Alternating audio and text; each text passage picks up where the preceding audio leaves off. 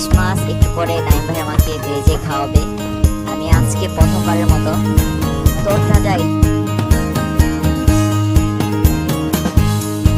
দেখতে পাচ্ছেন অনেক বড় সাইজের ইলিশ, এক একটা ইলিশ আনুমানিক 1 কেজির মতো হবে।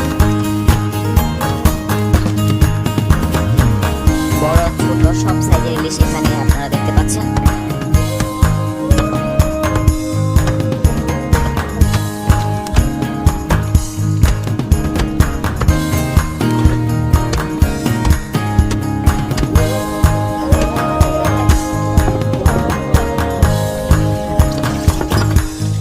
রূপালী ইলিশ, এই ইলিশগুলো ঢাকার মানুষ দেখলে তারা আসলে কি আর বলবো, তারা আসলে অবাক হয়ে যাবে, কারণ তারা এই মাছ পেতে চাইবে, কিন্তু আসলে এই মাছ দেওয়াটা সম্ভব না সবসময়, কারণ তারা গভীর পর্যায়ে মাছ ধরে সেই মাছগুলো রেখে দেয়, টাইম টু টাইম তো আর কাউকে দেওয়া যাবে না।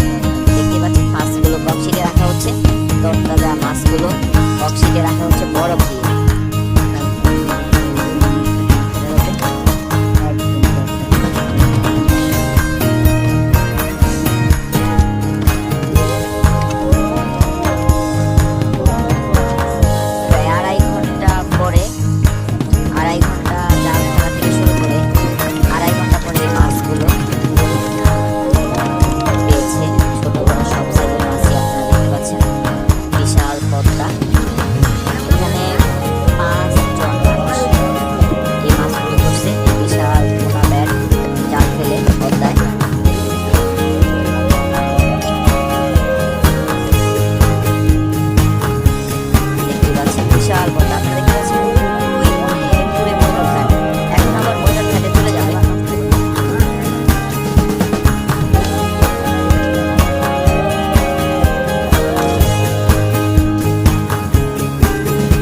পরেই খাবো, খুবই তরতাজা দেখতে পাচ্ছেন রূপালী ইলিশ।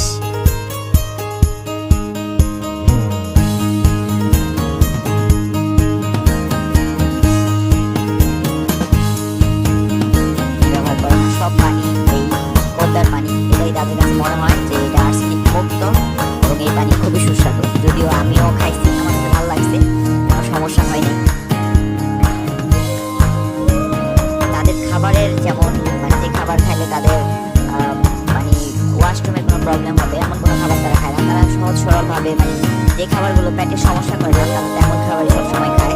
দেখতে পাচ্ছেন মাছ এখন মাছের যে আঁশটাগুলো আছে এগুলো তোলা হচ্ছে, তারপরে মাছগুলো ভাজা হচ্ছে। মাছে কিন্তু প্রচুর তেল, আপনারা দেখতে পাচ্ছেন এই ছোট ছোট ইলিশের কত তেল, অনেক তেল অনেক তেল। ওয়াও, খাবো আজকে তরতাজা জ্যান্ত ইলিশ। এই ইলিশটা আসলে চাইলেও খাওয়া যায় না, এটা আসলে ভাগ্য একটা কাজ করে। এছাড়াও